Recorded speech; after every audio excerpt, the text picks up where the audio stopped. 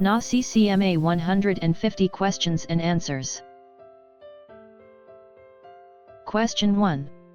A medical assistant is preparing to perform a venipuncture.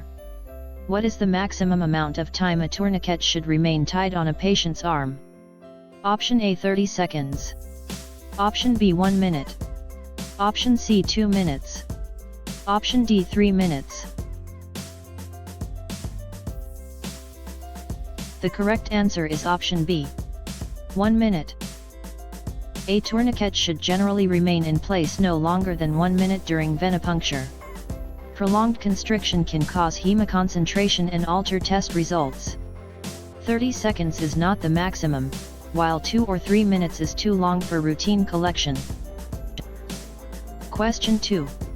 A medical assistant is preparing to administer an intramuscular injection into the ventrogluteal site. Which of the following landmarks is used to locate this site? Option A. The acromion process. Option B. The greater trochanter and anterior superior iliac spine. Option C. The mid-thigh area. Option D. The posterior superior iliac spine. The correct answer is option B.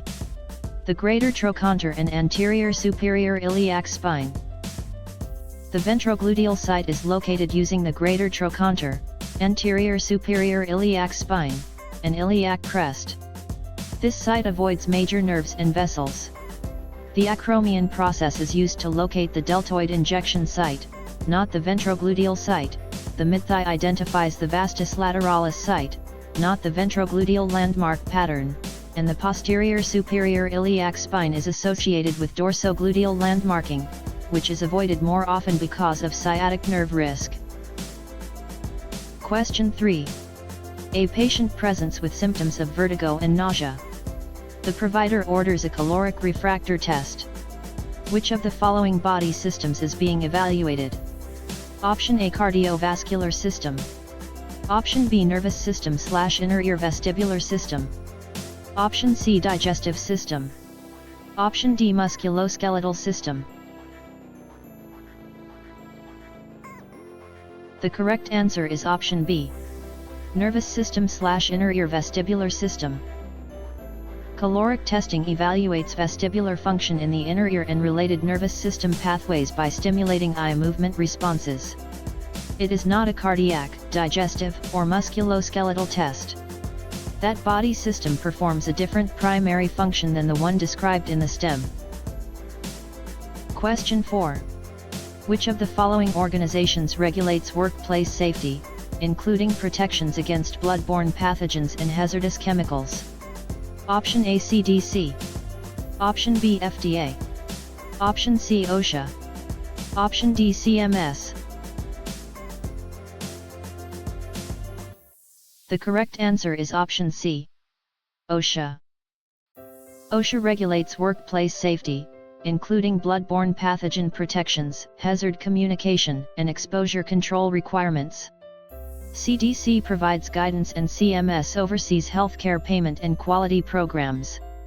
CDC has a different healthcare oversight role than the agency or organization described.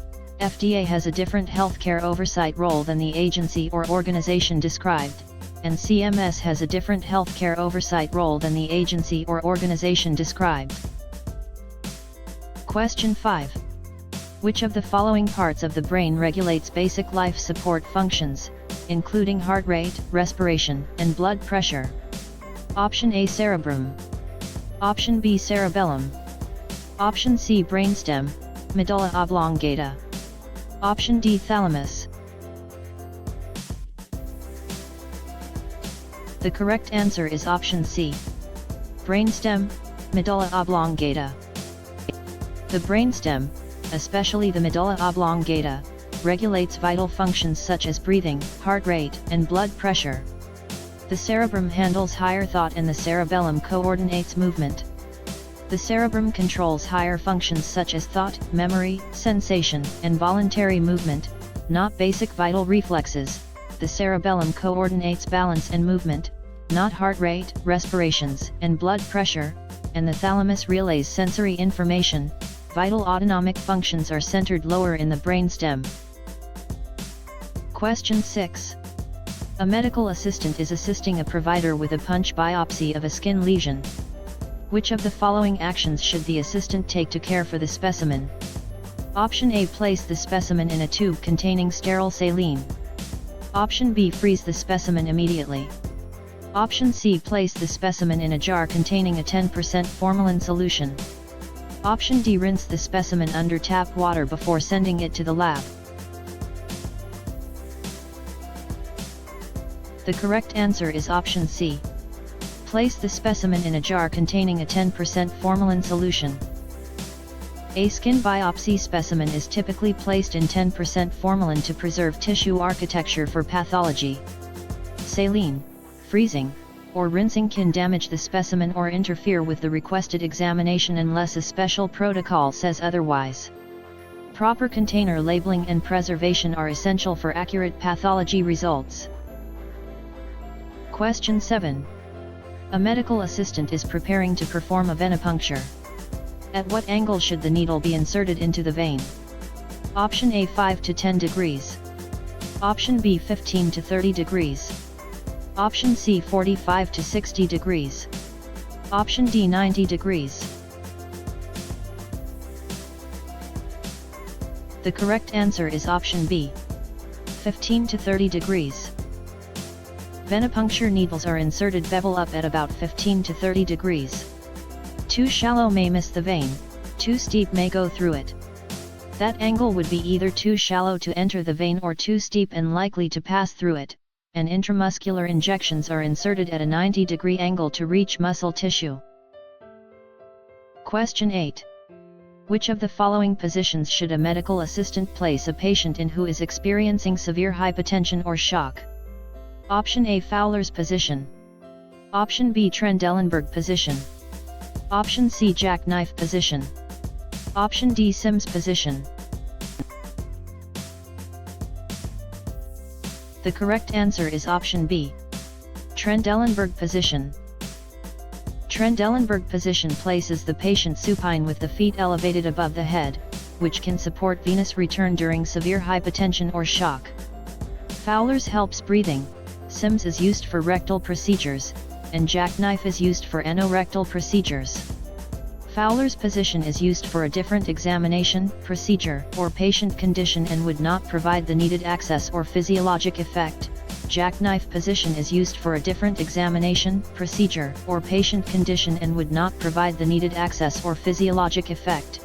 And Sims position is used for a different examination, procedure, or patient condition and would not provide the needed access or physiologic effect. Question 9.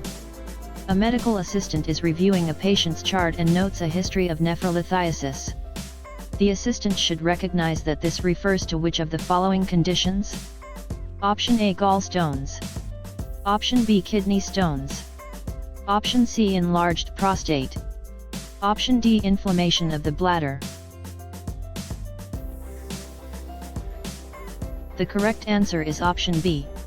Kidney stones. Nephrolithiasis means stones in the kidney. The word parts help, nephro refers to kidney and lithiasis refers to stone formation. Gallstones are cholelithiasis, not nephrolithiasis. An enlarged prostate is benign prostatic hyperplasia, and bladder inflammation is cystitis. Question 10. Which of the following legal charges can be brought against a medical assistant who performs a clinical procedure on a patient without obtaining their explicit or implied consent? Option A. Battery. Option B. Libel. Option C. Negligence. Option D. Breach of contract. The correct answer is option A. Battery. Battery is unauthorized touching or performing a procedure without consent. Assault is the threat of harm, while negligence involves failure to meet the standard of care. Libel is written defamation, spoken defamation is a separate term.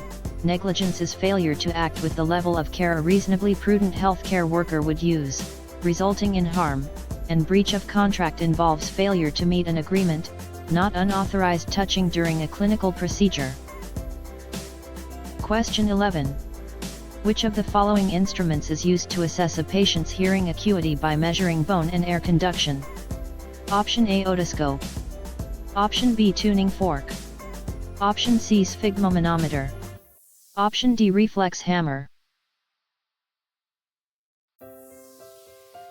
The correct answer is option B, tuning fork. A tuning fork helps assess hearing by comparing air and bone conduction, such as with Weber and Rhine tests.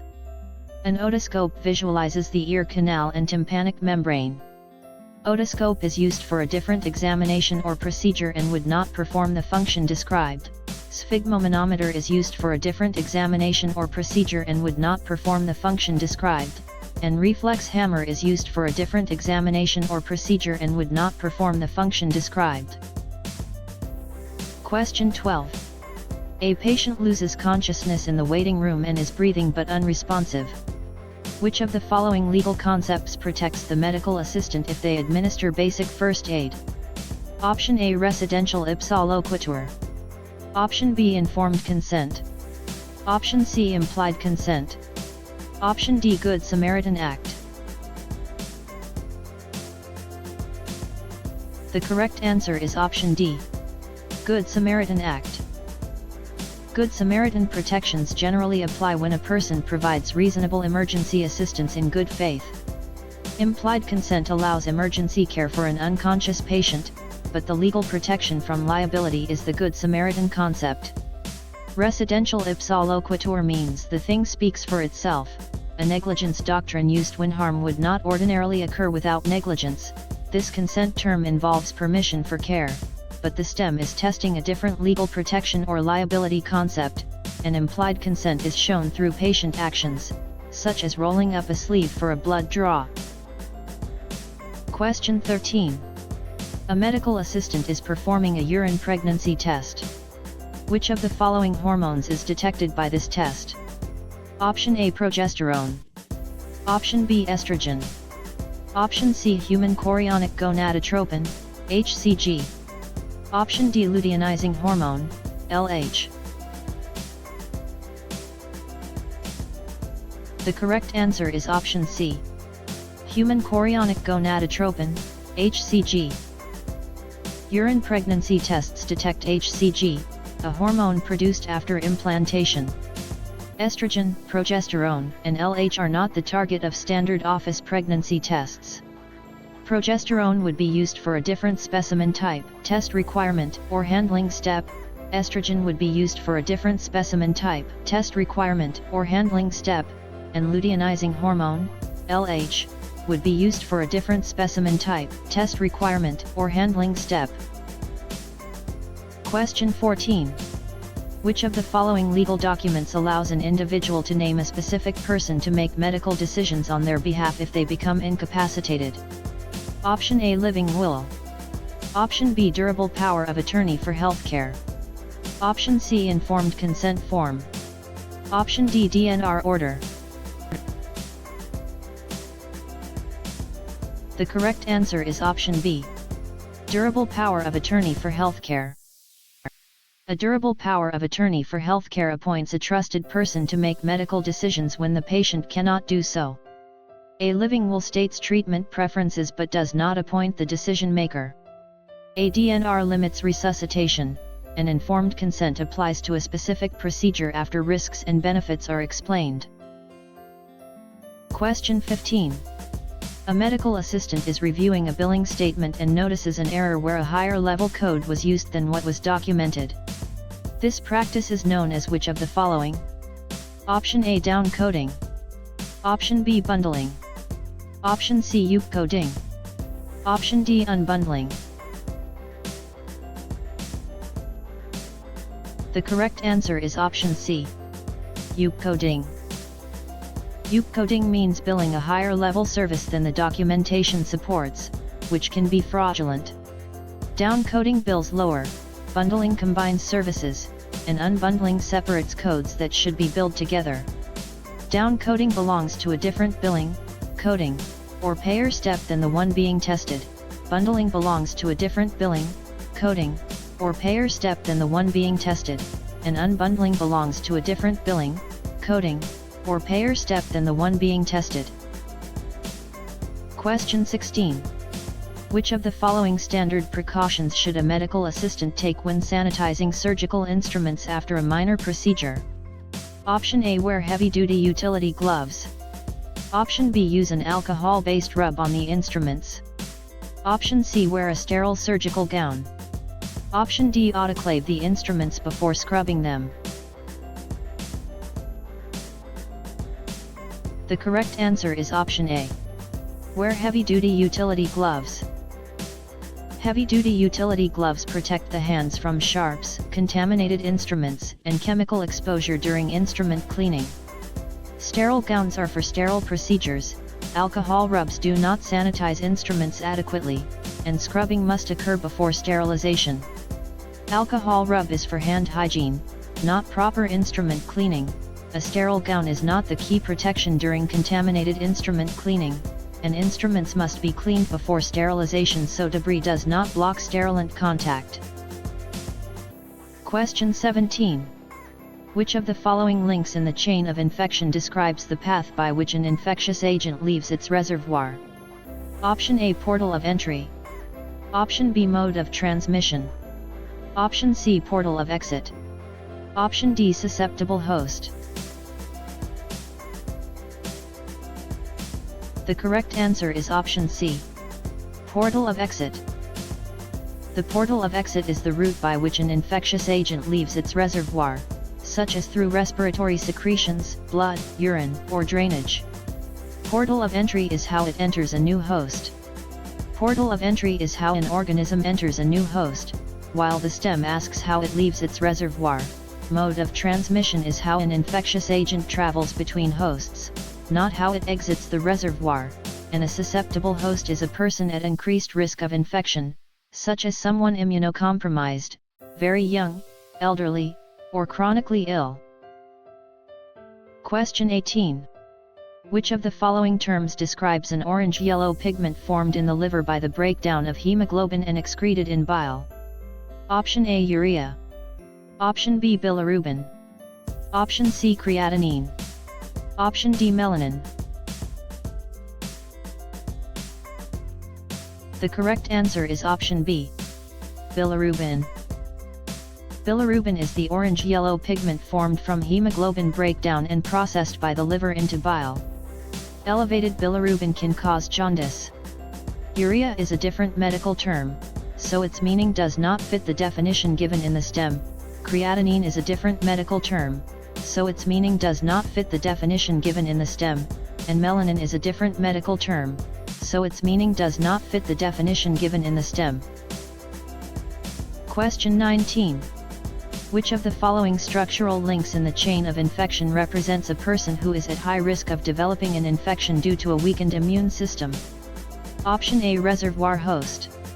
Option B. Susceptible host. Option C. Portal of entry.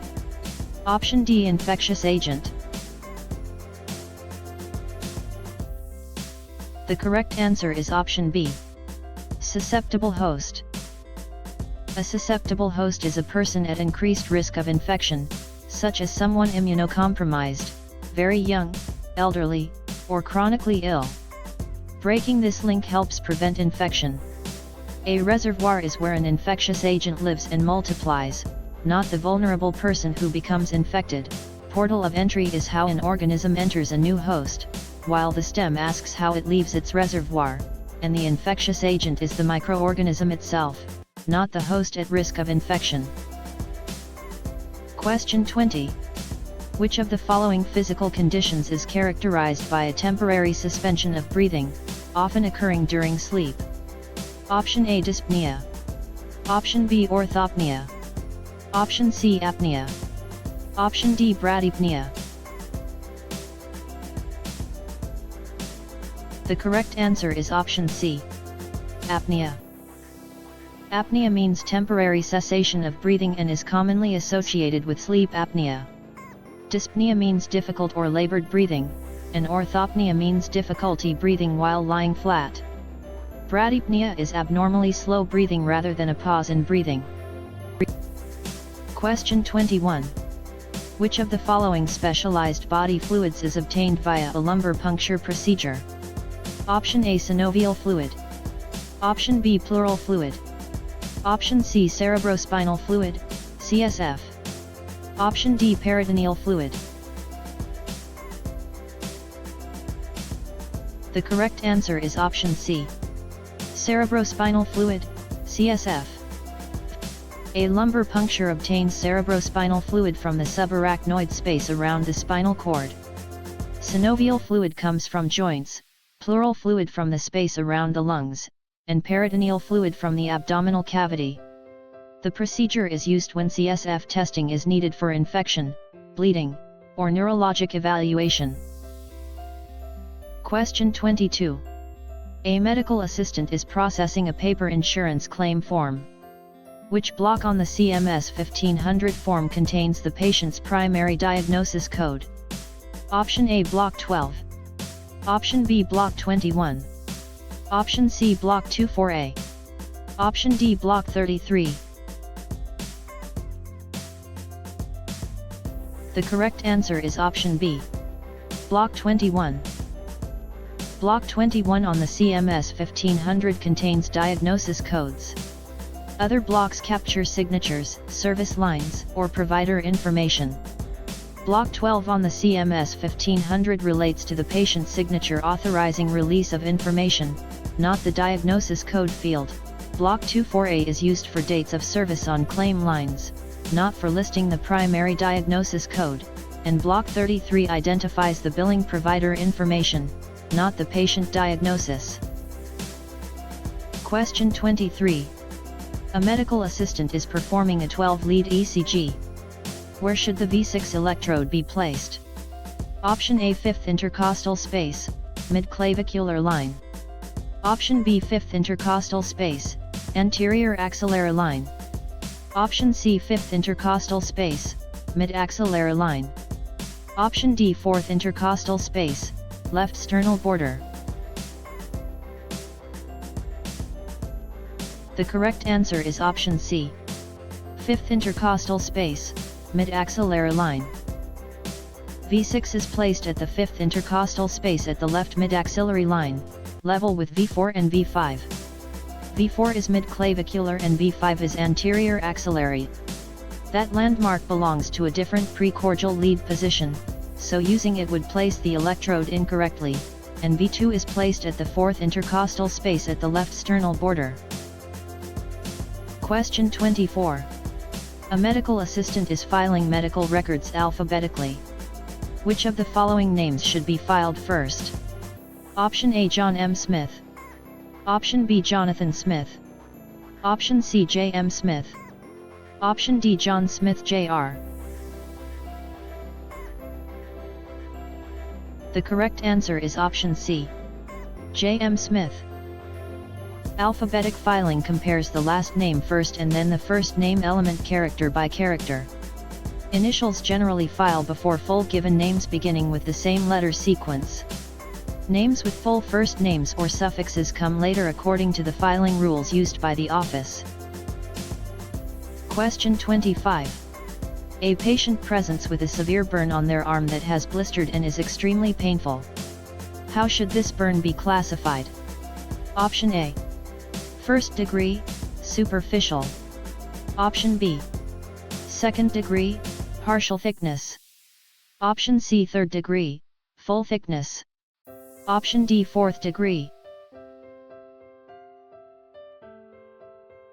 The correct answer is option B, 2nd degree, partial thickness. Partial thickness 2nd degree burns extend into the dermis and commonly produce blisters, severe pain, redness, and swelling.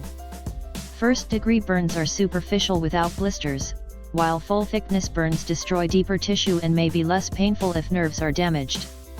1st degree burns affect only the epidermis and usually cause redness and pain without blistering. 3rd degree burns extend through the full thickness of the skin and may look waxy, leathery, or charred rather than simply blistered, and 4th degree burns extend into deeper tissues such as muscle or bone and are more severe than the blistering injury described. Question 26. A medical assistant is performing a capillary puncture. Which of the following actions can cause hemoconcentration or contamination of the specimen with tissue fluid? Option A, wiping away the first drop of blood. Option B, excessive milking or squeezing of the finger. Option C, allowing the alcohol to dry completely before puncturing. Option D, holding the finger downward during collection. The correct answer is option B. Excessive milking or squeezing of the finger. Excessive milking forces tissue fluid into a capillary specimen and can cause hemolysis or inaccurate results. Gentle warming and allowing a natural drop to form preserves specimen quality. Wiping away the first drop of blood would be used for a different specimen type, test requirement, or handling step. Allowing the alcohol to dry completely before puncturing would be used for a different specimen type, test requirement, or handling step, and holding the finger downward during collection would be used for a different specimen type, test requirement, or handling step. Question 27. A medical assistant is applying a cold compress to a patient's sprained ankle. Which of the following physiological responses occurs as a result of cold therapy? Option A, vasodilation. Option B, vasoconstriction. Option C, increased tissue metabolism. Option D, increased capillary permeability. The correct answer is option B, vasoconstriction. Cold therapy causes vasoconstriction, reducing blood flow, swelling, and pain in acute injuries. Heat tends to cause vasodilation and increased tissue metabolism. Vasodilation increases blood flow and swelling. Cold therapy causes the opposite response. Cold lowers tissue metabolism, which helps reduce swelling and pain after acute injury, and cold therapy decreases capillary permeability rather than increasing fluid leakage into tissues. Question 28. Which of the following prefixes means under, below, or deficient? Option A, hyper. Option B, hypo. Option C, AP. Option D, peri. The correct answer is option B, hypo. Hypo means under, below, or deficient, as in hypoglycemia. Hyper means excessive or above normal. Hyper means excessive or above normal, the opposite of hypo. AP means upon or above, not under, or deficient, and peri means around, not under, or deficient. Question 29. Which of the following terms describes the movement of a body part toward the midline of the body? Option A, abduction. Option B, adduction. Option C, circumduction. Option D, pronation. The correct answer is option B, adduction. Adduction moves a body part toward the midline. Abduction moves away, pronation rotates the forearm palm down, and circumduction moves in a circular pattern. Abduction means movement away from the body's midline, adduction moves toward the midline, flexion decreases an angle, and extension increases an angle, and that directional or movement term describes a different relationship to the midline, point of attachment, or joint motion. Question 30. Which of the following clinical values represents a normal range for a specific gravity test performed on a urine sample? Option A, 1.000 to 1.003. Option B, 1.005 to 1.030. Option C, 1.040 to 1.060. Option D, 2.000 to 2.015. The correct answer is option B, 1.005 to 1.030. Normal urine-specific gravity is commonly about 1.005 to 1.030, reflecting urine concentration compared with water. Values outside this range can suggest hydration changes or renal concentrating problems. 1.000 to 1.003 would be used for a different specimen type, test requirement, or handling step. 1.040 to 1.060 would be used for a different specimen type, test requirement, or handling step. and 2.000 to 2.015 would be used for a different specimen type, test requirement, or handling step. Question 31. A medical assistant is checking the expiration dates on sterile packs. The assistant finds a pack that expired 2 days ago. Which of the following actions should be taken? Option A. Use the pack anyway if it looks sealed and undamaged. Option B. Mark through the expiration date and write today's date. Option C. Unwrap the instruments, clean them, rewrap, and re-sterilize the pack. Option D. Spray the outside of the pack with disinfectant and use it. The correct answer is option C. Unwrap the instruments, clean them, rewrap, and re-sterilize the pack. Unwrap the instruments, clean them, rewrap, and re-sterilize the pack follows the sterile processing principle in the STEM. Sterility depends on clean instruments, correct wrapping, protected fields, and avoiding movement over sterile supplies. Expired sterile supplies are considered unreliable even if the wrapper looks intact. Changing the date does not restore sterility and falsifies the sterilization record, and disinfecting the wrapper does not sterilize the instruments inside the pack. Question 32. A medical assistant is preparing to administer an intradermal injection. What is the standard needle length used for this procedure? Option A 3/8 to 5/8 inch. Option B 1 inch. Option C 1.5 inches. Option D 2 inches. The correct answer is option A. 3/8 to 5/8 inch. Intradermal injections use a short needle, commonly 3/8 to 5/8 inch, because the medication is placed just under the epidermis. Longer needles such as 1 inch or more are intended for deeper tissue roots. Using a longer needle increases the risk of placing the medication too deeply. Question 33. A medical assistant is performing a venipuncture. Which of the following errors can cause a specimen to become hemolyzed? Option A. Using a 21 gauge needle. Option B. Inverting the additive tubes gently. Option C. Shaking the blood collection tubes vigorously instead of inverting them. Option D. Allowing the venipuncture site to dry before inserting the needle. The correct answer is option C. Shaking the blood collection tubes vigorously instead of inverting them. Vigorous shaking can rupture red blood cells and cause hemolysis. Additive tubes should be gently inverted the recommended number of times. Using a 21 gauge needle would be used for a different specimen type, test requirement, or handling step. Inverting the additive tubes gently would be used for a different specimen type, test requirement, or handling step, and allowing the venipuncture site to dry before inserting the needle would be used for a different specimen type, test requirement, or handling step. Question 34. Which of the following legal terms describes a situation where a medical provider fails to perform an essential action, resulting in patient injury? Option A. Battery. Option B. Negligence. Option C. Slander. Option D. Assumed consent. The correct answer is option B. Negligence. Negligence is failure to act with the level of care a reasonably prudent healthcare worker would use, resulting in harm.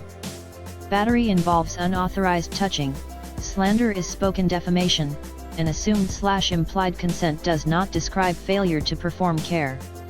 Battery is unauthorized physical contact, not failure to perform a required action. Slander is spoken defamation, and consent does not describe failure to meet the standard of care. Question 35. A medical assistant is preparing to perform a capillary puncture. Which of the following solutions should be used to cleanse the site? Option A. Povidone iodine. Option B. 70% isopropyl alcohol. Option C. Hydrogen peroxide. Option D. Benzalkonium chloride. The correct answer is option B. 70% isopropyl alcohol. A capillary puncture site is commonly cleansed with 70% isopropyl alcohol and allowed to dry before puncture. Povidone iodine is reserved for other antisepsis needs and can interfere with some tests. Hydrogen peroxide and benzalkonium chloride are not the standard site preparation agents for routine capillary collection. Question 36. A medical assistant is preparing to perform a capillary puncture. Which of the following steps is essential to increase blood flow to the selected site? Option A. Apply a cold compress. Option B. Warm the site for 3 to 5 minutes. Option C. Squeeze the finger vigorously before puncturing. Option D. Apply a tight tourniquet to the wrist. The correct answer is option B. Warm the site for 3 to 5 minutes. Warming the puncture site for several minutes increases capillary blood flow and helps obtain an adequate specimen. A cold compress has the opposite effect by reducing circulation. Vigorous squeezing or a tight tourniquet can contaminate the sample with tissue fluid and cause hemolysis. Question 37. A medical assistant is performing a visual acuity test using a near vision card. At what distance should the card be held from the patient's face? Option A. 6 inches. Option B. 14 to 16 inches. Option C. 24 inches. Option D. 5 feet. The correct answer is option B. 14 to 16 inches. A near vision card is held about 14 to 16 inches from the patient's face. Holding it too close or too far changes the screening conditions and can distort the result. 5 feet is associated with neither the standard near card distance nor the usual 20-foot distance Snellen setup. Question 38. Which of the following steps is part of the proper technique for measuring a patient's height using a balance beam scale? Option A. Have the patient wear their shoes to ensure accuracy. Option B. Lower the horizontal height rod until it rests gently on top of the patient's head. Option C. Instruct the patient to face away from the scale column. Option D. Read the measurement from the bottom of the height rod moving down. The correct answer is option B. Lower the horizontal height rod until it rests gently on top of the patient's head. Accurate height measurement requires the patient to stand straight without shoes while the headpiece rests gently on the crown. The horizontal rod should be lowered to touch the top of the head without pressing down. Shoes, poor body position, and reading the scale incorrectly can distort the measurement. Question 39. Which of the following terms describes the process of checking a medical record to ensure all documented services match the billed codes? Option A. Auditing. Option B. Pre-authorization. Option C. Adjustment. Option D. Posting. The correct answer is option A. Auditing. Auditing compares documentation with billed codes to confirm accuracy and compliance. Posting records payments, adjustments change balances, and pre-authorization seeks payer approval before services. Pre-authorization is payer approval obtained before a service to confirm medical necessity or coverage requirements. Adjustment is a different medical term, so its meaning does not fit the definition given in the STEM, and posting is a different medical term, so its meaning does not fit the definition given in the STEM. Question 40. A medical assistant is providing instructions to a patient who needs to collect a stool sample for an occult blood test. Which of the following dietary restrictions should the patient follow? Option A. Avoid eating red meat for 3 days before the test. Option B. Avoid drinking water on the morning of the test. Option C. Eat a diet high in citrus fruits and juices. Option D. Fast completely for 24 hours prior to collection. The correct answer is option A. Avoid eating red meat for 3 days before the test. Before some fecal occult blood tests, patients are instructed to avoid red meat because it can contribute to false positive results. Certain medications and high vitamin C foods may also be restricted depending on the test instructions. Water intake and complete fasting are not the standard dietary preparation. Question 41. A medical assistant is performing a CLIA waived rapid strep test. Which of the following areas should be swabbed? Option A. The inside of the cheeks and gums. Option B. The tongue and hard palate. Option C. The peritonsillar arches and posterior pharynx. Option D. The anterior nares. The correct answer is option C. The peritonsillar arches and posterior pharynx. A rapid strep swab should sample the tonsillar pillars and posterior pharynx while avoiding the tongue and cheeks. Swabbing the wrong area can cause false negative results. A rapid strep swab must sample the throat area where group A strep is found, not the cheeks or gums. The tongue and hard palate can contaminate the swab and do not target the tonsillar/posterior pharyngeal area, and that directional or movement term describes a different relationship to the midline, point of attachment, or joint motion. Question 42. A medical assistant is performing an intradermal skin test. What size needle gauge is typically used for this type of injection? Option A 18 to 21 gauge. Option B 22 to 23 gauge. Option C 25 to 27 gauge. Option D 30 gauge. The correct answer is option C. 25 to 27 gauge. Intradermal injections usually use a small 25 to 27 gauge needle to place a tiny amount of medication just under the skin. Larger gauges are unnecessarily traumatic. An 18 to 21 gauge needle is relatively large and is more typical of blood collection or viscous medication needs, not delicate intradermal or insulin injections. A 22 to 23 gauge needle may be used for some IM injections, but insulin and intradermal injections usually require smaller gauge needles. An A 30 gauge needle is very fine and may be used for some injections, but intradermal skin testing commonly uses 25 to 27 gauge depending on protocol. Question 43. A medical assistant is preparing a billing claim using the standard paper form required by CMS. Which form is used? Option A CMS 1500. Option B UB04. Option C W2. Option D DA 11. The correct answer is option A. CMS 1500.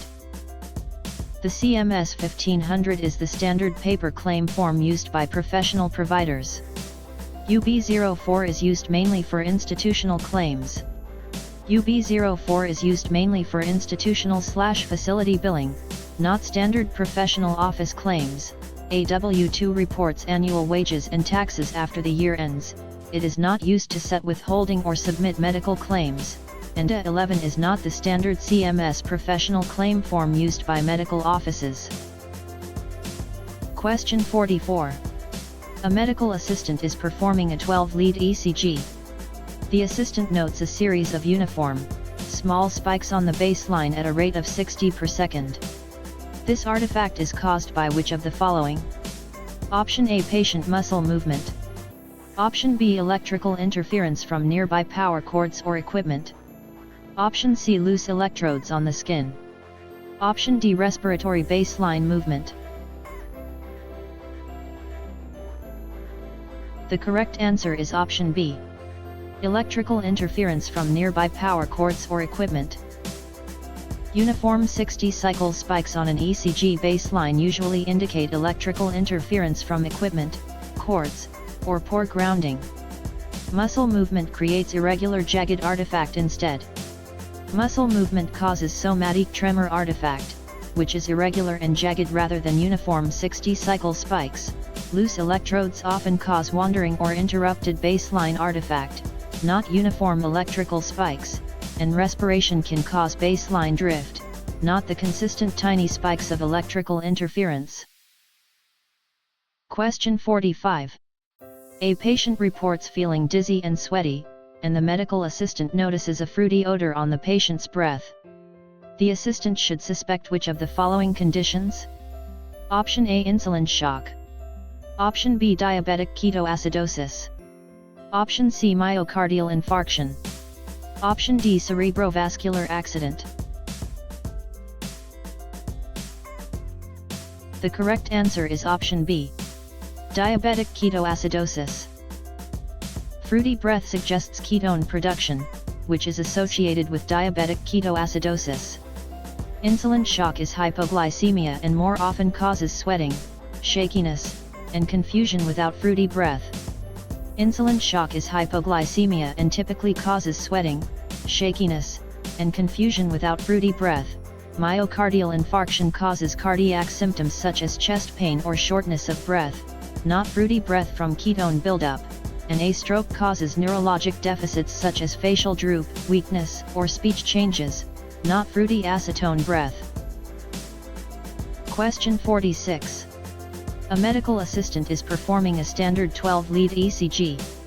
The assistant notices that the baseline wanders up and down across the paper. Which of the following adjustments or corrections should be made? Option A, instruct the patient to stop breathing. Option B, clean the patient's skin and ensure electrodes are securely attached. Option C, move the machine away from the wall outlet. Option D, replace the stylus on the machine.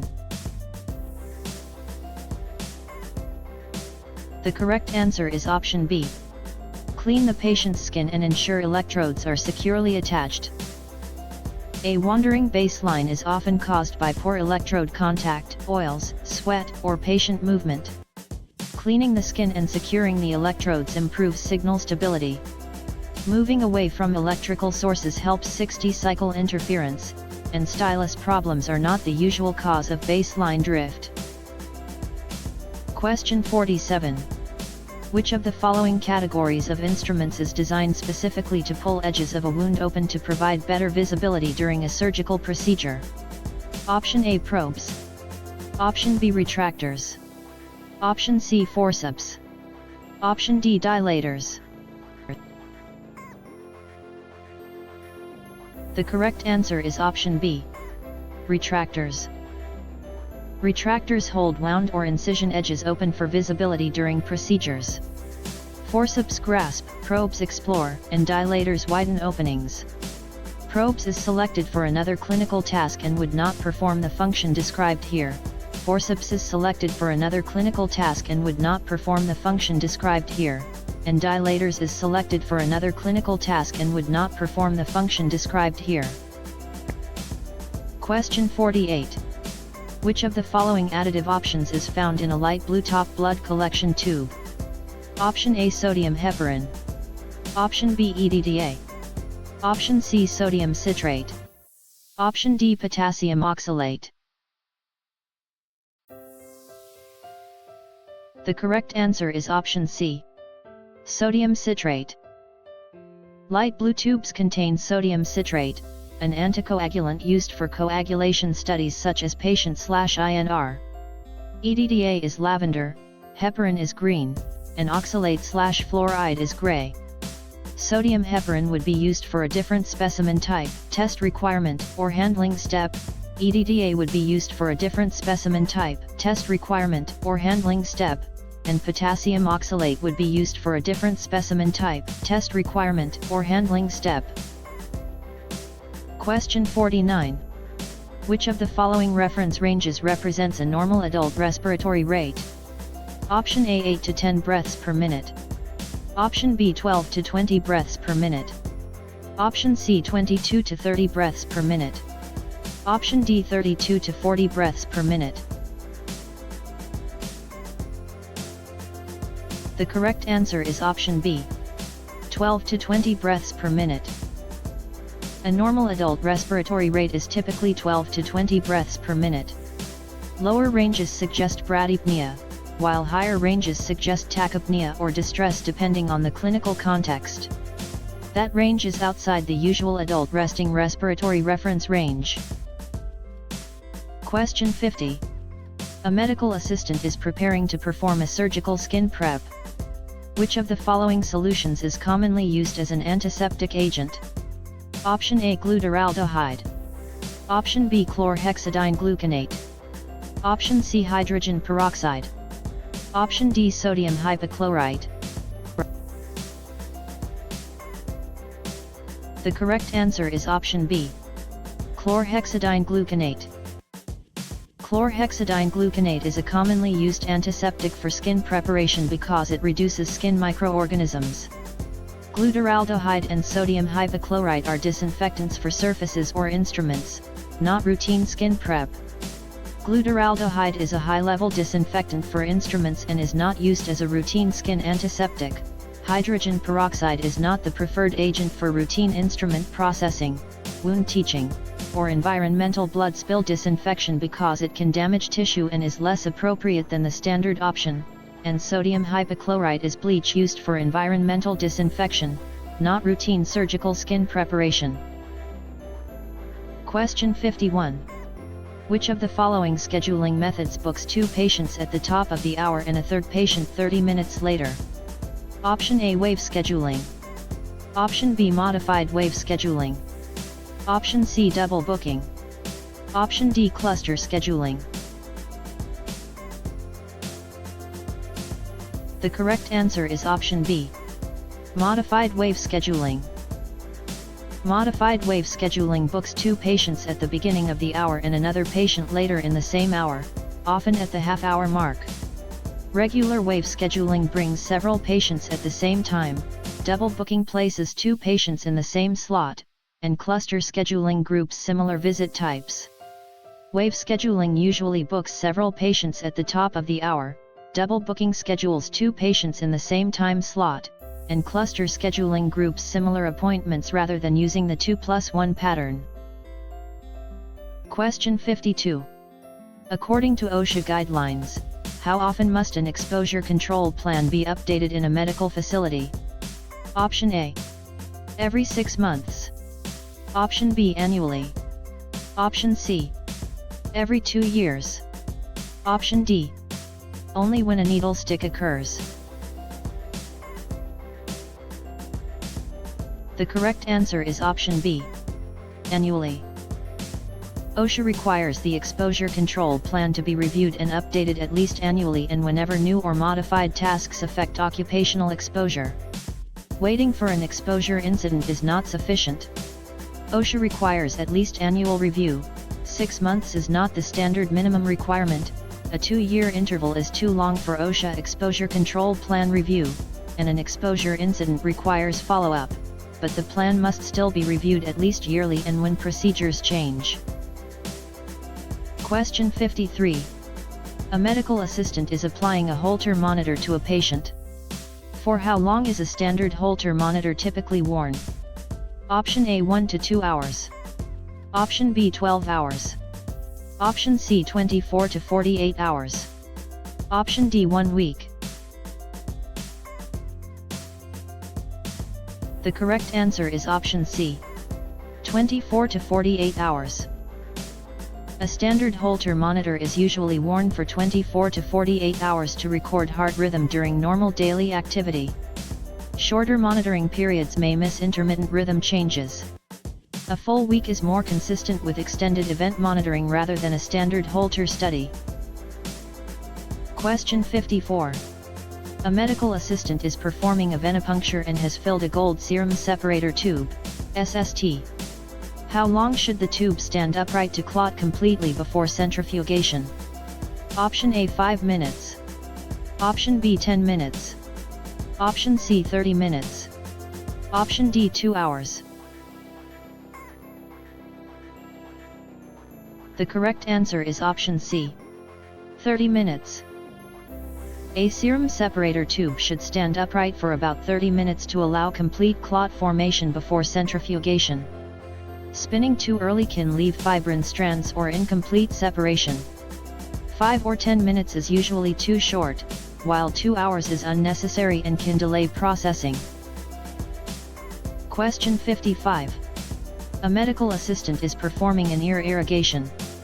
Which of the following complications can occur if the irrigation solution is too cold? Option A temporary hearing loss. Option B vertigo and nystagmus. Option C bleeding from the eardrum. Option D increased wax impaction. The correct answer is option B.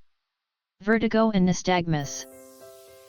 Ear irrigation solution that is too cold or too hot can stimulate the inner ear and cause vertigo, nausea, or nystagmus. Irrigation solution should be close to body temperature. Temperature-related irrigation complications mainly stimulate the vestibular system, causing dizziness or nystagmus rather than simple hearing loss. Bleeding suggests trauma or perforation, not the classic effect of fluid that is too hot or too cold, and cold irrigation fluid may trigger vestibular symptoms, but it does not increase cerumen impaction. Question 56. A medical assistant is performing venipuncture. If the assistant needs to draw a patient/INR test, which color tube must be collected? Option A lavender. Option B light blue. Option C green. Option D gold. The correct answer is option B. Light blue. Patient/INR testing requires a light blue tube because sodium citrate preserves coagulation factors by binding calcium. The tube must be filled correctly to maintain the blood to additive ratio. Lavender would be used for a different specimen type, test requirement, or handling step. Green would be used for a different specimen type, test requirement, or handling step, and gold would be used for a different specimen type, test requirement, or handling step. Question 57. A medical assistant is opening a sterile pack. Which of the following actions is correct? Option A open the side flaps first, then the back flap, then the front flap. Option B open the top flap away from the body, then the side flaps, and finally the bottom flap toward the body. Option C cut the pack open with clean scissors. Option D pull all flaps back at the exact same time. The correct answer is option B. Open the top flap away from the body, then the side flaps, and finally the bottom flap toward the body. A sterile pack is opened by moving the top flap away from the body, then the side flaps, and finally the flap closest to the body. This sequence prevents reaching over the sterile contents. Opening flaps out of order, cutting the pack, or pulling all flaps at once increases contamination risk.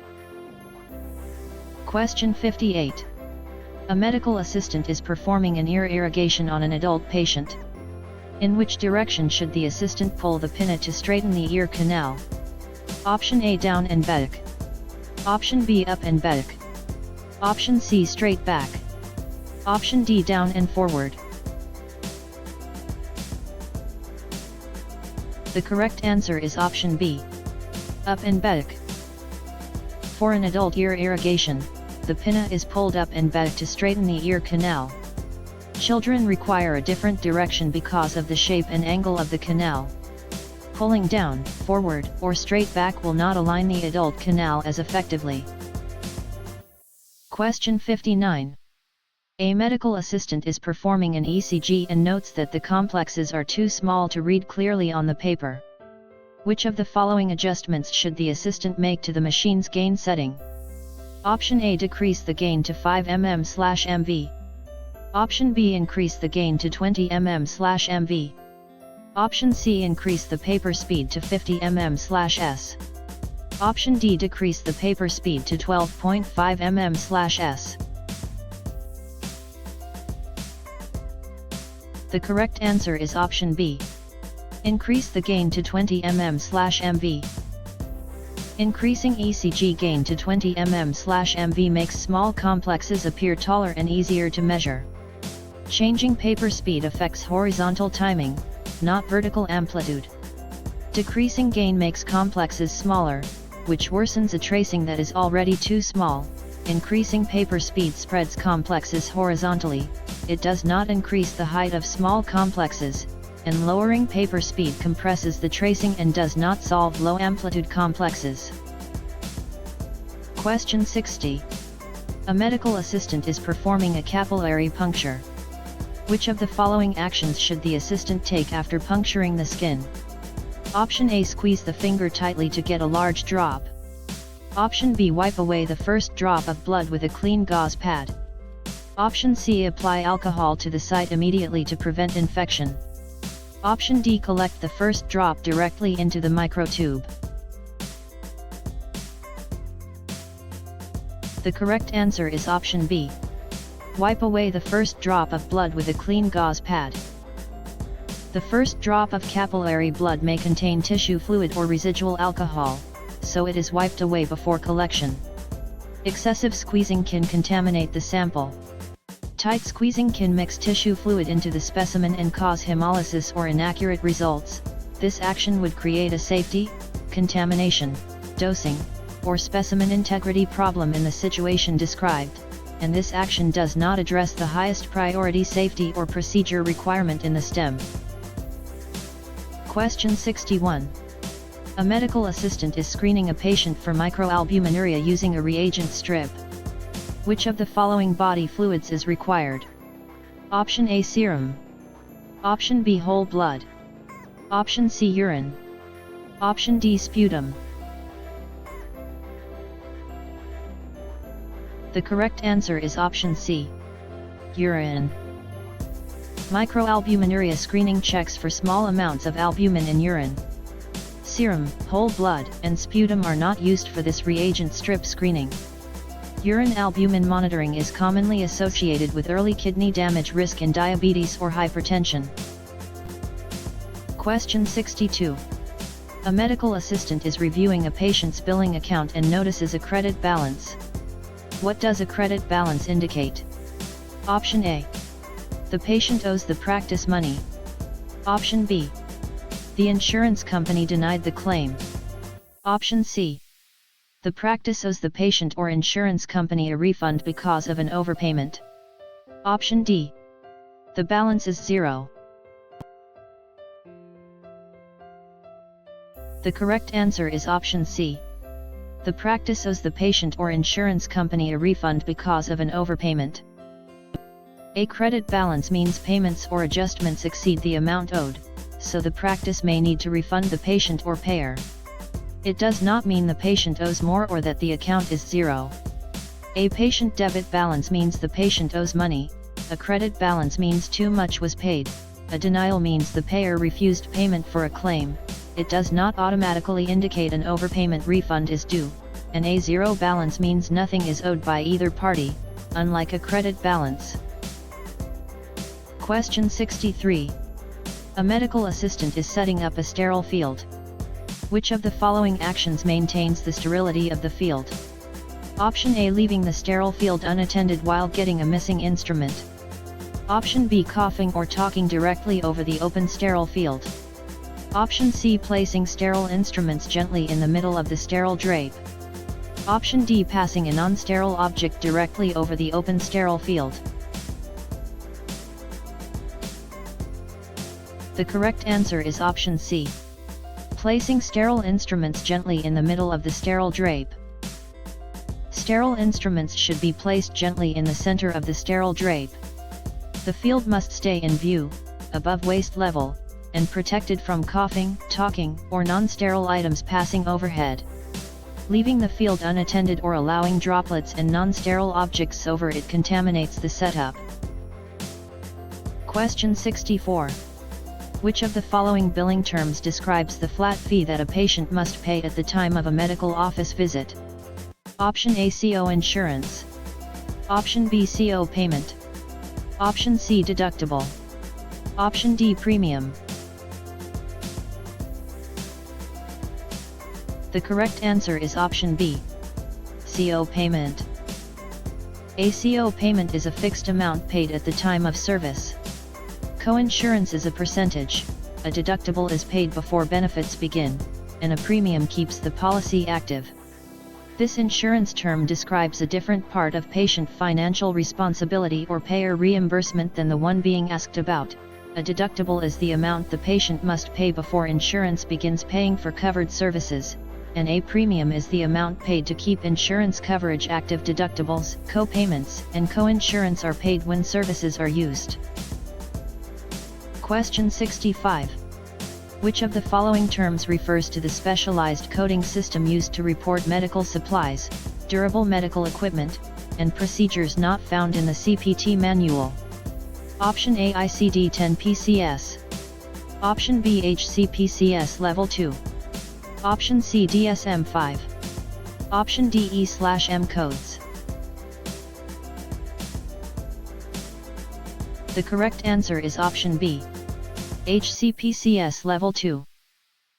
HCPCS Level 2 codes report supplies, durable medical equipment, ambulance services, and certain services not listed in CPT ICD codes report diagnoses. This code set is used for a different coding purpose, such as diagnoses, supplies, procedure details, or evaluation and management levels. Question 66. A medical assistant is preparing to perform a capillary puncture on an adult patient. Which of the following fingers should the assistant select? Option A index finger. Option B thumb. Option C ring finger. Option D pinky finger. The correct answer is option C. Ring finger. For adult capillary puncture, the distal segment of the middle or ring finger is preferred because it provides adequate blood flow with less risk of bone injury. The thumb, index finger, and pinky are avoided because they are more calloused, more sensitive, or have less tissue depth. Index finger is more sensitive and frequently used, so it is avoided for capillary puncture. Thumb tissue is often thicker and more calloused, making it a poor puncture choice, and the pinky has less tissue depth and greater risk of bone injury. Question 67. Which of the following legal concepts describes a situation where a patient directly demonstrates agreement to a treatment or procedure through actions, such as rolling up a sleeve for a blood draw? Option A informed consent. Option B expressed consent. Option C implied consent. Option D informed refusal. The correct answer is option C. Implied consent. Implied consent is shown through patient actions, such as rolling up a sleeve for a blood draw. Expressed consent is stated verbally or in writing. This consent term involves permission for care, but the STEM is testing a different legal protection or liability concept. An informed refusal is a patient's decision to decline recommended care after risks are explained, not agreement shown by behavior. Question 68. Which of the following terms describes a medication that is used to reduce fever? Option A analgesic. Option B antipyretic. Option C antitussive. Option D antihistamine. The correct answer is option B. Antipyretic.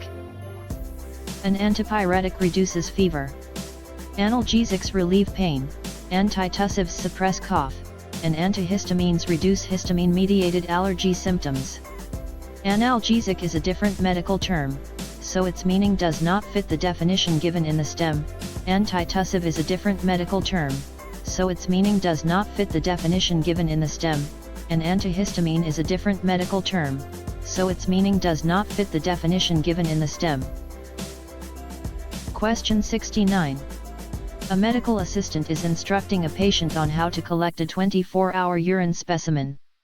Which of the following statements should the assistant include? Option A include the first morning void on day 1 of the collection. Option B discard the first morning void on day 1 and collect all subsequent urine for 24 hours. Option C keep the collection container at room temperature on the counter. Option D avoid drinking any fluids during the entire 24-hour period. The correct answer is option B. Discard the first morning void on day 1 and collect all subsequent urine for 24 hours. A 24-hour urine collection begins by discarding the first morning void and then collecting all urine for the next 24 hours.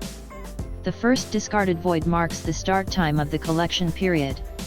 Including the first void, leaving the container unrefrigerated when preservation is required, or restricting fluids without instruction can compromise the specimen. Question 70. A medical assistant is caring for a patient who is experiencing insulin shock. Which of the following should be administered if the patient is conscious? Option A. An injection of insulin. Option B. A glass of orange juice or a fast-acting glucose source. Option C. A large glass of water. Option D. A sugar-free beverage. The correct answer is option B. A glass of orange juice or a fast-acting glucose source. A conscious patient with insulin shock needs fast-acting carbohydrate to raise blood glucose. Giving more insulin or a sugar-free drink would worsen hypoglycemia. Insulin would further lower blood glucose and worsen insulin shock. Water does not provide glucose and will not rapidly correct symptomatic hypoglycemia, and a sugar-free drink does not contain the carbohydrate needed to raise blood glucose quickly. Question 71. Which of the following prefixes means fast or rapid? Option A Brady. Option B tachy. Option C micro. Option D hyper. The correct answer is option B. Tachy. Tachy means fast or rapid, as in tachycardia. Brady means slow, micro means small, and hyper means above or excessive. Brady means slow, as in bradycardia, micro means small, not fast or excessive, and hyper means excessive or above normal, the opposite of hypo. Question 72. A medical assistant is providing dietary teaching to a patient diagnosed with hypertension. Which of the following modifications should the assistant recommend? Option A increase sodium intake. Option B reduce sodium intake and follow the DASH diet. Option C eliminate all carbohydrates. Option D high protein, high fat diet. The correct answer is option B. Reduce sodium intake and follow the DASH diet. Hypertension teaching emphasizes reducing sodium and following the DASH eating pattern because both help lower blood pressure and cardiovascular risk. Increasing sodium raises blood pressure, while extreme carbohydrate elimination or high-fat dieting is not the standard hypertension recommendation. More sodium promotes fluid retention and can raise blood pressure, which works against hypertension management. Removing all carbohydrates is not a standard hypertension recommendation. Blood pressure teaching emphasizes sodium control, balanced nutrition, and heart-healthy eating patterns, and a high-fat diet does not align with DASH-style counseling and may increase cardiovascular risk in a patient already being treated for hypertension. Question 73. A medical assistant is preparing to perform a capillary puncture on an adult. Which of the following steps represents proper technique? Option A puncture the finger parallel to the whorls of the fingerprint. Option B puncture the finger perpendicular to the whorls of the fingerprint lines. Option C use a lancet that cuts 4.0 mm deep into the tissue. Option D select the side of the thumb for collection. The correct answer is option B. Puncture the finger perpendicular to the whorls of the fingerprint lines. Puncturing perpendicular to fingerprint lines helps blood form a rounded drop instead of running down the finger grooves. This improves collection and reduces smearing. Finger punctures are made perpendicular to fingerprint lines so the blood forms a rounded drop instead of running down the finger. This action would create a safety, contamination, dosing, or specimen integrity problem in the situation described, and the thumb is avoided for adult capillary puncture because it is more calloused and has a pulse. Question 74. A medical assistant is processing a clean catch midstream urine sample. If the sample cannot be tested within 1 hour of collection, which of the following actions should be taken? Option A leave the sample on the laboratory counter at room temperature.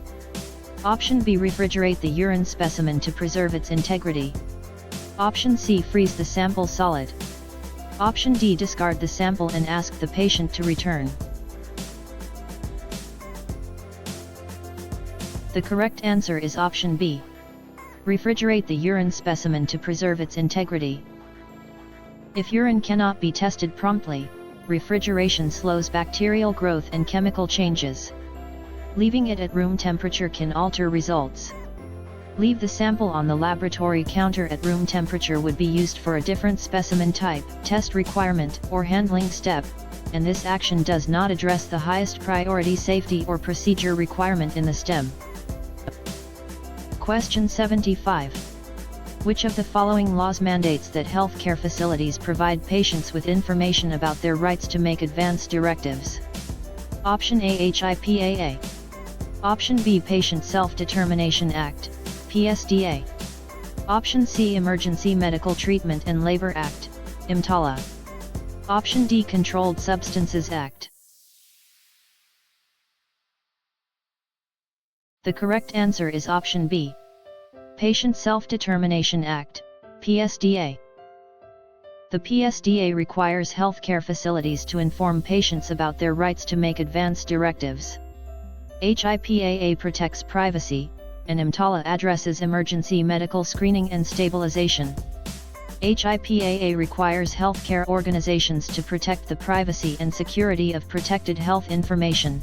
EMTALA requires emergency screening and stabilization, not advance directive notification, and the Controlled Substances Act regulates controlled medications by schedule and prescribing rules. Question 76.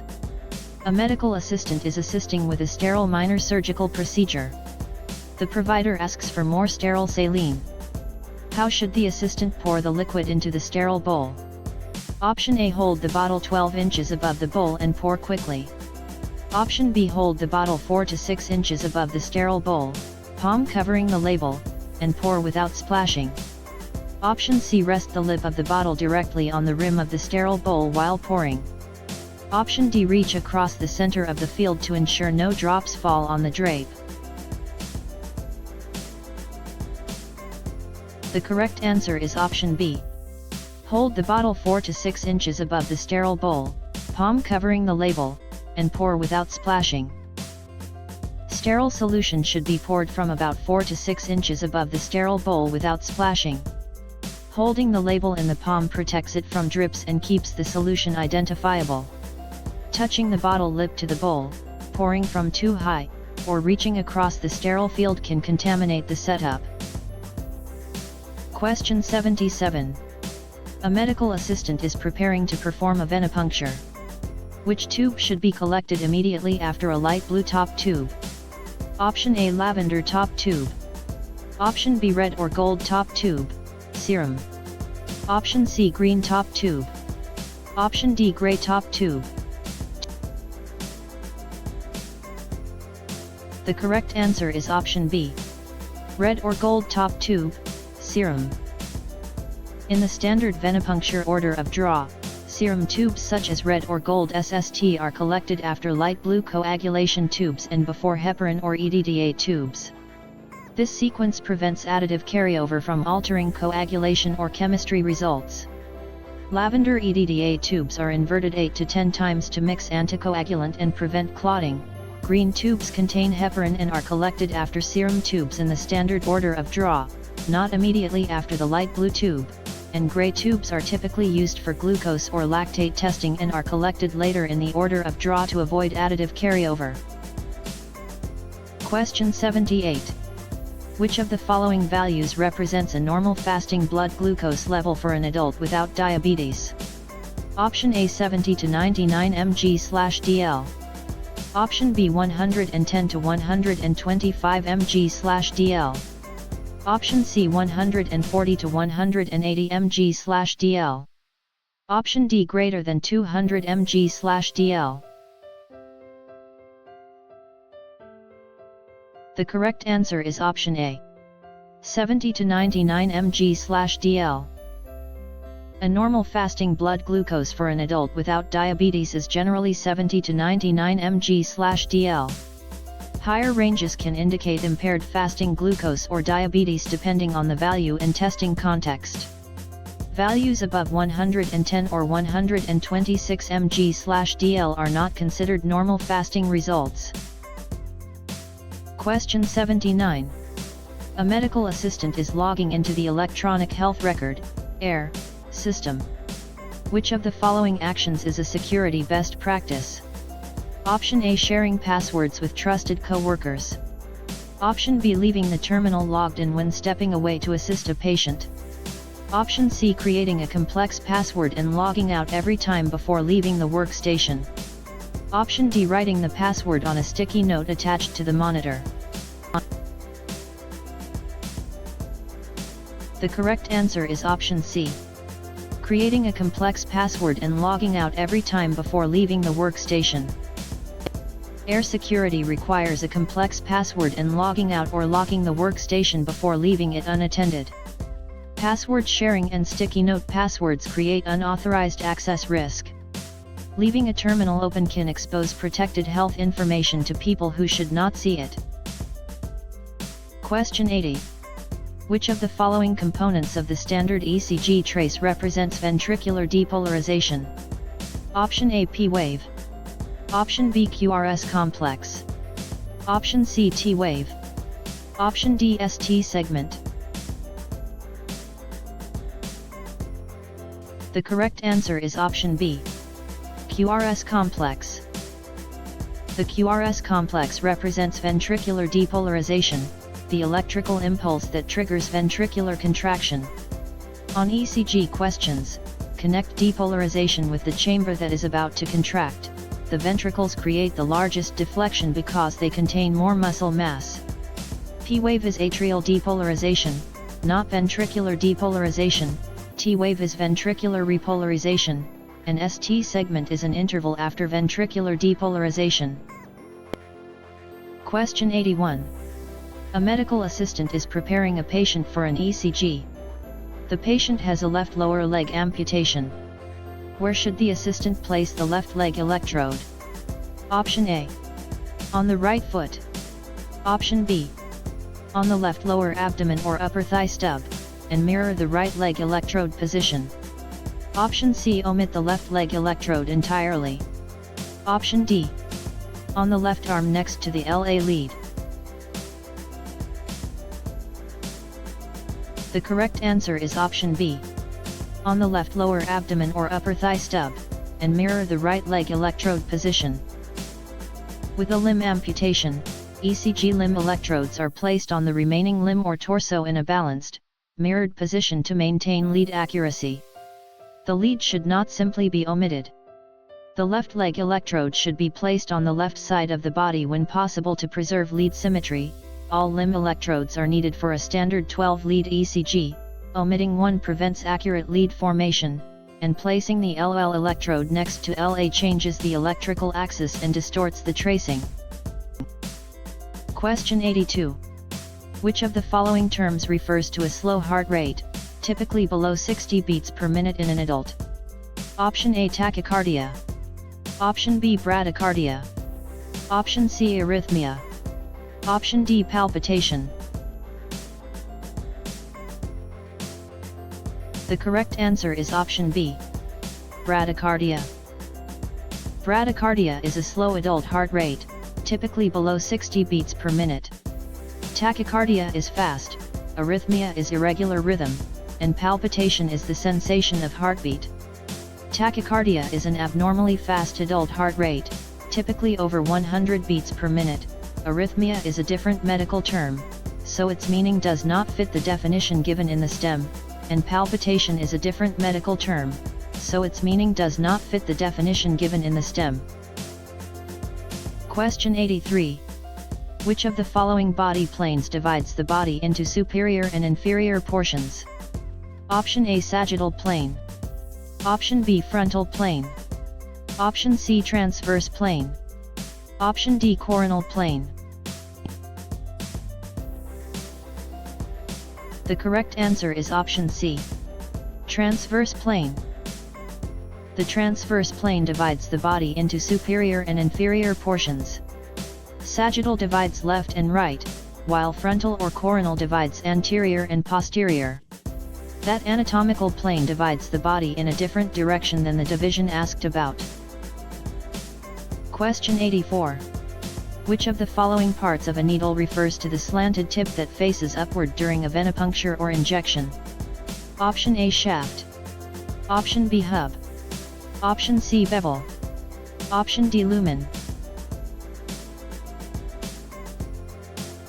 The correct answer is option C. Bevel. The bevel is the slanted tip of the needle and should face upward during venipuncture or many injections. The shaft is the long metal portion, the hub attaches to the syringe or holder, and the lumen is the hollow opening. Correct bevel orientation helps the needle enter tissue or the vein smoothly. Question 85. A patient calls the office angry about a billing charge.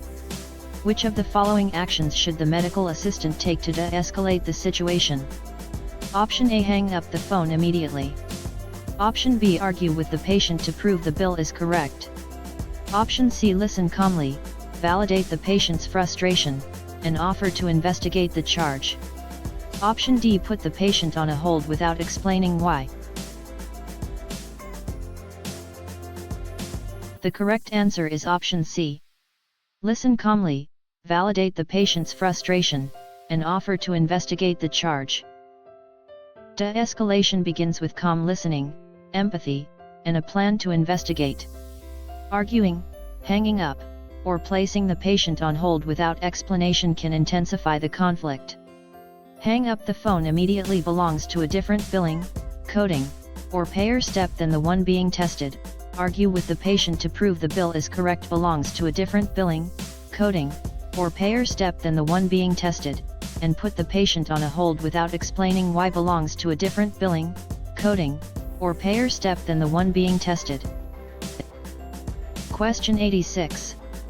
Which of the following terms describes a state of low physical red blood cell count or low hemoglobin levels in the blood? Option A. Leukocytosis. Option B. Anemia. Option C. Thrombocytopenia. Option D. Polycythemia. The correct answer is option B. Anemia. Anemia means a low red blood cell count or low hemoglobin level, reducing oxygen carrying capacity. Leukocytosis involves white blood cells, thrombocytopenia involves platelets, and polycythemia means too many red cells. Leukocytosis is a different medical term, so its meaning does not fit the definition given in the STEM. Thrombocytopenia is a different medical term, so its meaning does not fit the definition given in the STEM, and polycythemia is a different medical term, so its meaning does not fit the definition given in the STEM. Question 87. A medical assistant is preparing to perform an intradermal injection for allergy testing. At what angle should the needle be inserted?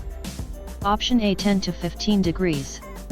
Option B 25 to 30 degrees. Option C 45 degrees. Option D 90 degrees. The correct answer is option A. 10 to 15 degrees. Intradermal injections are inserted at a very shallow 10 to 15 degree angle to place medication just under the epidermis and create a wheal. Deeper angles deliver medication into subcutaneous tissue or muscle. That angle is too deep for intradermal placement, which must stay just under the epidermis to form a small wheal. A subcutaneous injection is commonly given at a 45 degree angle when tissue depth is limited.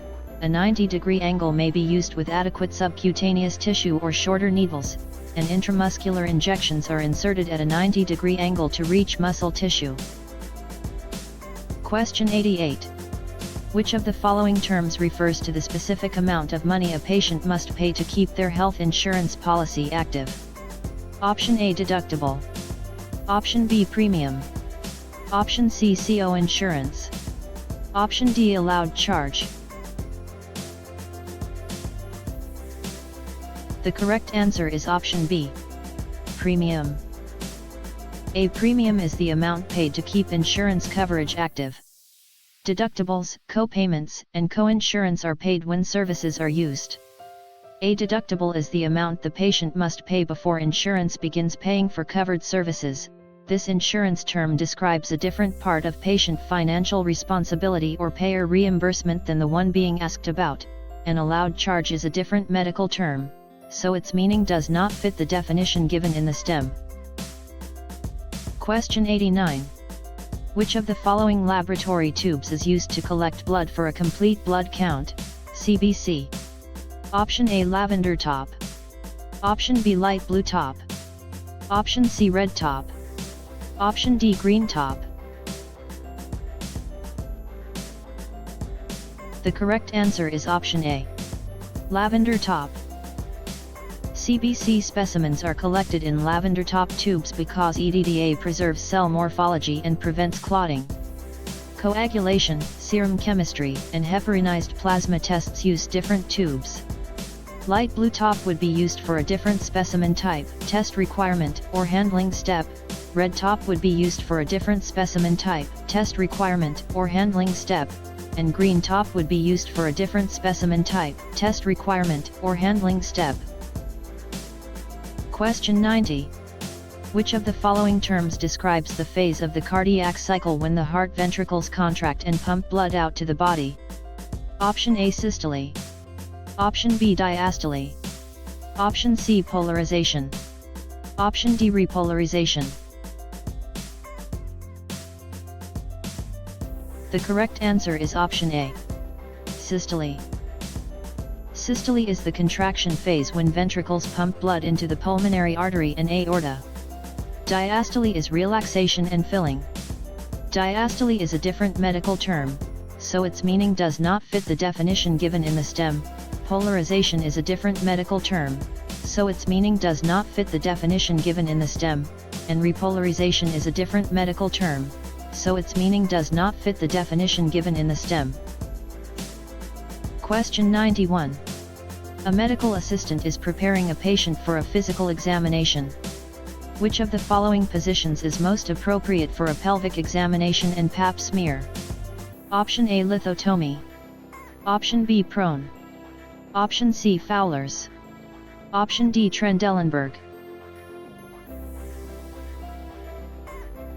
The correct answer is option A, lithotomy.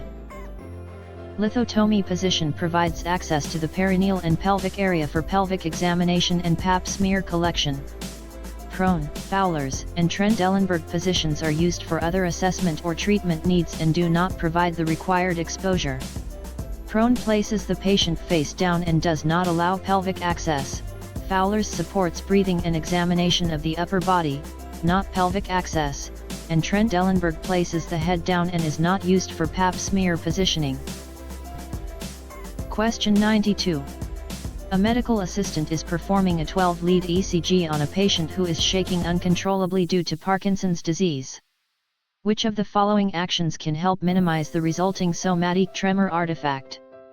Option A position the patient's hands underneath their buttocks. Option B turn off the room lights. Option C tape the electrodes down with extra adhesive. Option D tell the patient to stop moving immediately. The correct answer is option A. Position the patient's hands underneath their buttocks. For unavoidable tremor during ECG recording, placing the patient's hands under the buttocks can reduce arm movement and muscle artifact. Extra tape may help loose electrodes, but it will not stop tremor-generated electrical activity. Lighting does not correct muscle-generated artifact on an ECG tracing. Extra tape may help loose lead artifact, but tremor artifact comes from muscle movement and needs patient positioning or relaxation measures, and a patient with Parkinsonian tremors may not be able to stop movement voluntarily. Supportive positioning is more appropriate. Question 93. Which of the following medical terms describes the surgical creation of an opening into the large intestine to allow fecal elimination? Option A colotomy. Option B colostomy. Option C ileostomy. Option D colectomy. The correct answer is option B, colostomy. A colostomy is the surgical creation of an opening from the colon to the abdominal surface. The suffix ostomy means creation of an opening, while ectomy means removal. Colotomy means an incision into the colon, not creation of a permanent or temporary opening for fecal diversion. Ileostomy creates an opening from the ileum, not the large intestine, and colectomy is surgical removal of part or all of the colon, not the gallbladder, appendix, or kidney unless specifically stated. Question 94. A medical assistant is preparing an intramuscular injection. What is the standard angle of needle insertion for an IM injection? Option A 15 degrees. Option B 45 degrees. Option C 60 degrees. Option D 90 degrees. The correct answer is option D, 90 degrees. Intramuscular injections are inserted at a 90-degree angle to reach muscle tissue. Subcutaneous and intradermal injections use shallower angles. That angle is too shallow for muscle tissue. IM injections are placed deep into the muscle, and a subcutaneous injection is commonly given at a 45-degree angle when tissue depth is limited. A 90-degree angle may be used with adequate subcutaneous tissue or shorter needles. Question 95. A medical assistant is administering an intradermal injection. What is the maximum volume of medication that can be safely injected intradermally? Option A 0.1 ml. Option B 1.0 ml. Option C 2.0 ml. Option D 3.0 ml. The correct answer is option A, 0.1 ml. Intradermal injections use very small volumes, typically no more than 0.1 ml. This allows a small wheal to form without pushing medication into deeper tissue. Larger volumes are used for other routes and can distort skin test results. Question 96. Which of the following precautions must a medical assistant take when handling a patient with active varicella, chickenpox? Option A contact precautions only. Option B droplet precautions only. Option C airborne and contact precautions. Option D standard precautions only. The correct answer is option C, airborne and contact precautions. Varicella requires airborne and contact precautions because it spreads through airborne particles and direct contact with lesions. Standard or droplet precautions alone are not enough. Varicella spreads by airborne particles as well as contact with lesions, so contact precautions alone are incomplete. This action does not address the highest priority safety or procedure requirement in the STEM, and standard precautions are used for all patients but are not enough for active varicella. Question 97. Which of the following conditions is characterized by an inflammation of the joints, causing pain, swelling, and stiffness? Option A osteoporosis. Option B arthritis. Option C scoliosis. Option D tendinitis. The correct answer is option B, arthritis. Arthritis is inflammation of the joints, causing pain, swelling, stiffness, and reduced movement. Osteoporosis weakens bone density, scoliosis curves the spine, and tendinitis inflames tendons. Osteoporosis is loss of bone density and fracture risk, not inflammation of joints. Scoliosis is a lateral curvature of the spine. Kyphosis is excessive thoracic curvature. Lordosis is excessive lumbar curvature, and subluxation is partial dislocation, and tendinitis is inflammation of a tendon, not a joint. Question 98. A medical assistant is performing a standard 12-lead ECG. Where should the V5 electrode be placed? Option A 5th intercostal space, left mid-clavicular line. Option B midway between V4 and V6. Option C 5th intercostal space, left anterior axillary line. Option D 5th intercostal space, left mid-axillary line. The correct answer is option C, 5th intercostal space, left anterior axillary line.